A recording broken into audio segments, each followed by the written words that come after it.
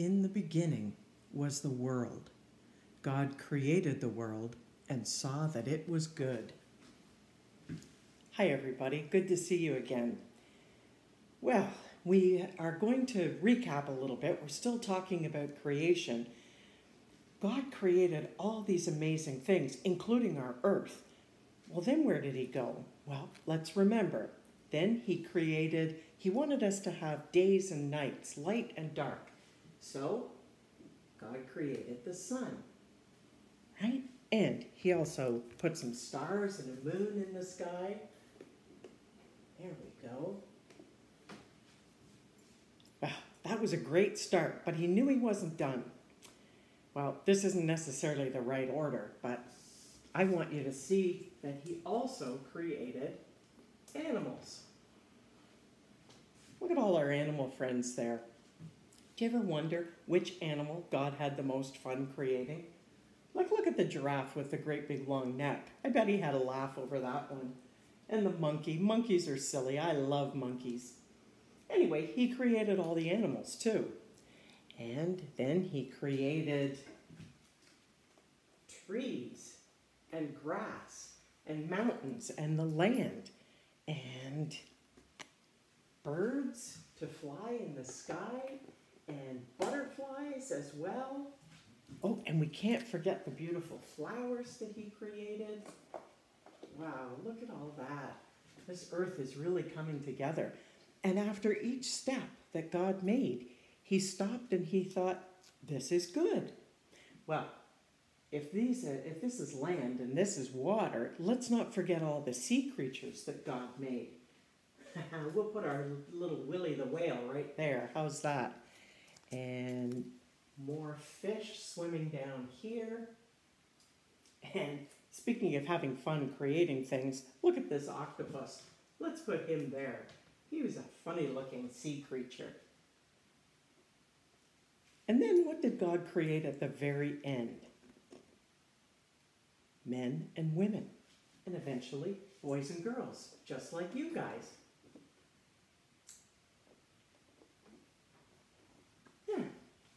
And then he was done. End of the story. No, it wasn't the end of the story, because God had a special mission for these men and women. You see, God gave us this earth, but he also gave us a huge responsibility. He told us that he wanted us to look after the earth, to look after all of his creation. How do you think we're doing with that? Sometimes pretty good, right? Do you ever make something and then maybe your little brother or sister comes along and scribbles on top of it or rips it up by mistake? Yeah, you don't feel very good when somebody destroys the creation that you've made, right? See, I think God feels the same way about his world, about his earth or his world. I think he thinks, you know what? I've given you guys all these amazing things. You need to take better care of them. I think God gets hurt when we destroy his land. You know, one of my favorite sayings from our indigenous friends is, we do not inherit the earth from our grandparents. We borrow it from our children. And that means all generations now have to look to the future and make sure we still have a beautiful earth to give to our children and our children's children and generation and generation and generation from now. So, how do we do that? You may be kind of thinking, but I'm only one person. I know, I feel that way sometimes too.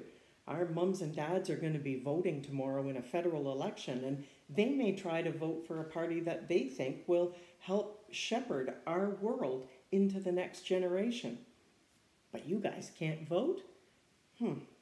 So what can you do? And again, what can you do as just one person? Well, I think we need to try. I think we need to start with little things in our little corner of the world and do the best we can. So what are some examples that you guys could do? Well, if you have access to clean water, then maybe you don't want to use this bottled water because it takes a lot of water, which is one of our greatest resources. It takes it out of the lakes and rivers. And as long as we have good old tap water, that's probably what we should be drinking.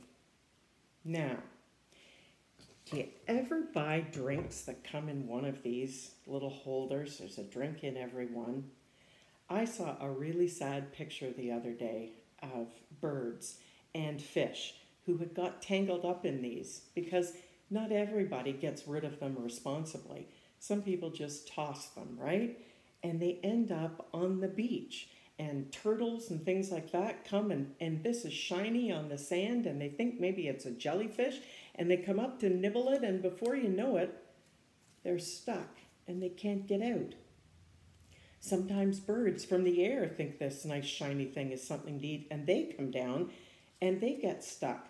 Well, imagine if this was stuck around you like this and you couldn't use your wings to fly. So one good thing is to make sure you recycle this in the proper pail. But if you can't do that, then just cut up these little things so that there are no holes for the birds and the fish and the turtles to get stuck in. Good idea. Now, some of you are going to school and you probably take a lunch with you. Back in the olden days, I walked home from school for lunch. I loved it. But sometimes we pack our lunches, our sandwiches, or our cookies in little plastic bags. I guess what I'm saying is plastic is a bad thing. Sometimes we need it and we can't avoid using it. But the thing about plastic is that it never disintegrates. It's with us forever and ever and ever. So if we can use something else, that's a good thing. Like maybe mums and dads could wrap your sandwich in parchment paper. Or, even better, in a container like this. Put your lunch in there, a sandwich and a cookie, and when you're done your lunch, you take it home, wash it, and you use it again the next day. Then nothing is being thrown away. That's a good idea. What else can we do? Do you know, I am somebody that likes a lot of light. So I always have the lights on or the windows open. But that takes a lot of electricity. And that's hard on our environment too. So maybe we could get in the habit of turning off the lights when we leave a room. That's a good idea. And brushing our teeth, I bet you brush your teeth every morning and every night at least. Well, when you do that, do you leave the water running while you're brushing? Yeah, I do too. But I've tried not to because that wastes water. And we've already talked about what a precious resource water is. So get your toothpaste on your toothbrush and put some water on, then turn the water off and brush, and then turn it back on when you're ready to rinse.